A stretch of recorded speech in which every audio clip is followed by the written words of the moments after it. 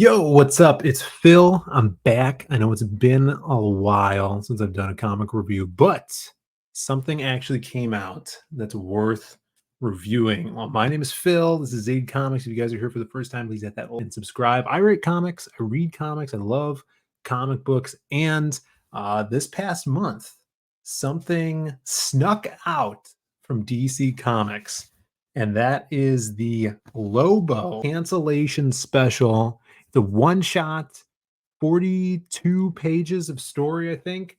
And the crazy thing about this, it was not even advertised. I saw it because the artist, Kyle Hotz, he was posting images of pages and this cover on Instagram. If you guys have not grabbed this, definitely go to your comic shop, grab it. Make sure they still have one for you. I would implore you guys. This is a huge throwback to the 90s of the original Lobo stuff. If you're a Lobo fan, which I'm a huge Lobo fan, this is going to hit hard. It goes full blast, and it's refreshing because it reminds you of that first Lobo miniseries that DC put out, when you're reading that thing and they're like, they published this stuff, and that's how it feels to read this. We're going to get into it, and we're going to scroll through. I have the digital version here we're going to look at, but two amazing covers, beautiful cover by Kyle, killing it. I think he's one of my favorite artists working at DC right now, and I'm so glad they put him back on Lobo. And then, of course, the main man himself, the Biz, putting out a killer freaking variant cover, motorcycle represented, the Hook and Dog does not make an appearance in this book. But let's take a look at this bad boy. Freaking sweet. Now, Kyle, like I said, one of my favorites right now at DC. His style is so unique. He has a very Wrightson-esque inking style, and the way he does capes is so him. We saw him earlier, I'd say probably like 2 or 3 years ago, maybe more at this point, actually. He did a one shot written by Tim Seeley, and it was set in the Blackest Night universe. Someone drop it in the comments if you remember the title to that one. But basically, the Black Lanterns took over the universe. There was only a handful of characters left alive, Lobo being one of them, and he drew his butt off in that book. But I think now this is even better art. Kyle's really upped his skill here, and Kyle Starks, who is the writer on this, really captures the voice of Lobo. And to the point where I'm hearing people are saying that this is a top 10 Lobo book. And I agree, this is really a standout. I think because of the era, but because we haven't gotten a lot with this character in a really long time. It starts off like the first page, I was chuckling throughout the dialogue here. This almost like old man-esque Lobo. I mean, look at this art and the colors on this bad boy. Dan Brown, that's right. Scrolling past all this stuff. He just makes this totally pop. Kyle Hotz is inking himself from what I could tell here. And look at the character he's putting in to Lobo, these weird aliens. He's just having so much fun on the every page you see. And the way this is scripted out too, and the way the storytelling flows, really get a sense that the writer is writing full script. Kyle Hotz knows exactly how many panels he needs to put on the page, the expressions of the characters, and one way, look at that. That is so cool. You can see the Lobo crash lands on this planet because he gets kicked off of his hog, his motorcycle, and this main plot of the story is he's going to get revenge on whoever stole his bike from him. And that's just like a B plot, actually. A great lettering as well. Shout outs to the letterer on this book. But so much character on these alien guys. And the gore, too, that's another thing. The main thing that really sticks out in Bisley's run on Lobo stories is the blood. And that coming out of a DC property back in the 90s. But now it's freaking 2024. And you're seeing all these blood and guts and action in this Lobo story. And the crazy thing is, this is not a Black Label book. Now, I've seen, they've been coming out with Black Label books that aren't that oversized book type like Batman Damned was, but I think they just come out with a Plastic Man series that's Black Label, and I picked it up. It's not oversized, and I guess they've been doing just regular size Black Label, stories. But this, you'd think that it would be. Maybe they don't wanna do Black Label one-shots. I'm not sure. They probably already have, but this flew under the radar. Like I said, almost no more marketing coming out for DC with this bad boy. And I don't know why. I mean, the main thing that pops out to me is it's just over the top violence from a badass masculine character. Maybe that's something they don't want to push. I would hope that times are changing now, but this is probably a good sign that hopefully if people go out and buy this, hopefully this gives DC some inclination that this is what people want. This is what Lobo fans want. We lived through an era, the New 52, where they totally castrated the character, made him something that no one wanted him to be. But Kyle Hotz is definitely bringing him back. I love seeing him on this character. Ever since that Blackest Night one shot came out, I'm like, man, I can't wait to see more Kyle drawing Lobo.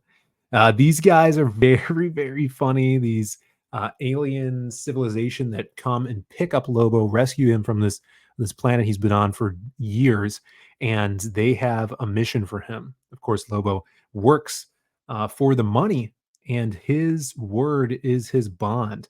So they offer to pay him a pretty penny to go rescue the princess of this world.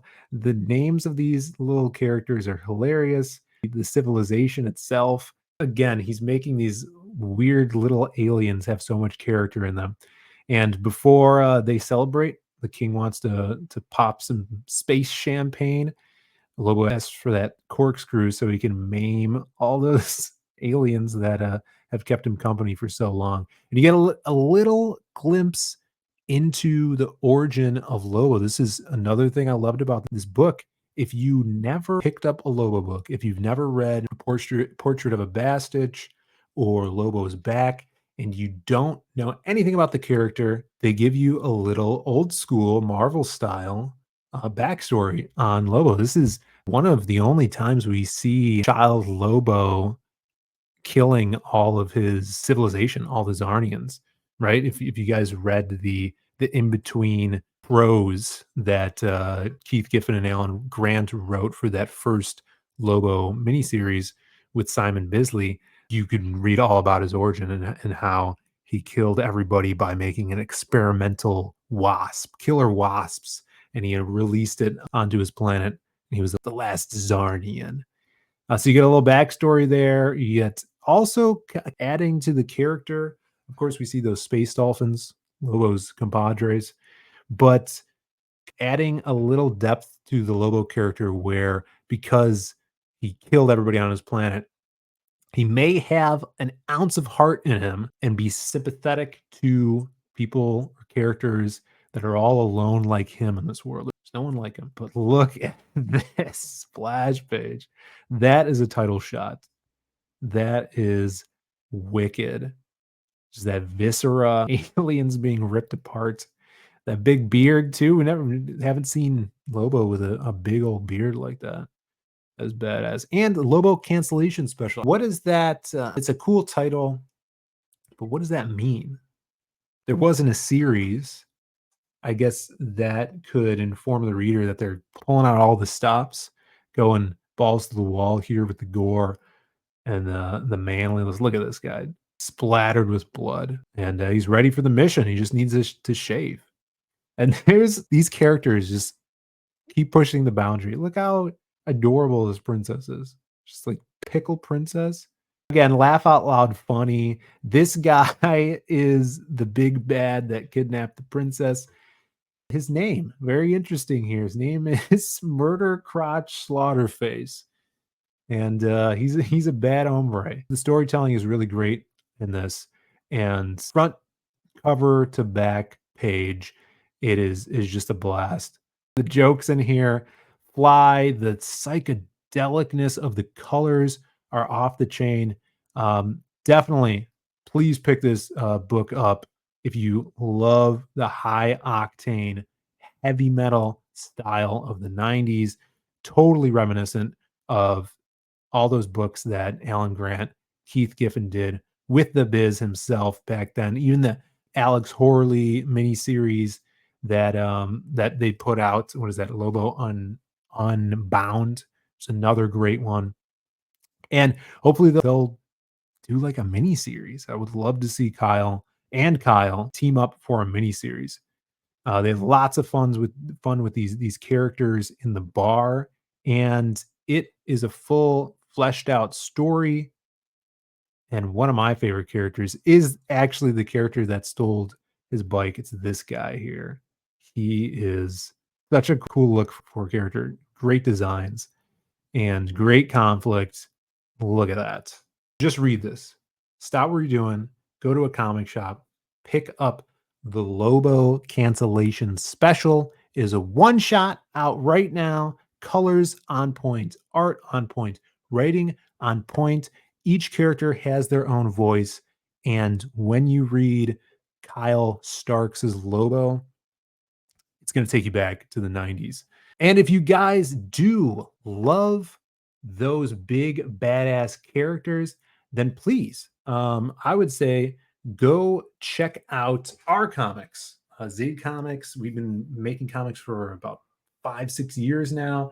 And if you love Simon Bisley, he did the cover to the Lost Pages 3, the third volume in our Lost Pages series.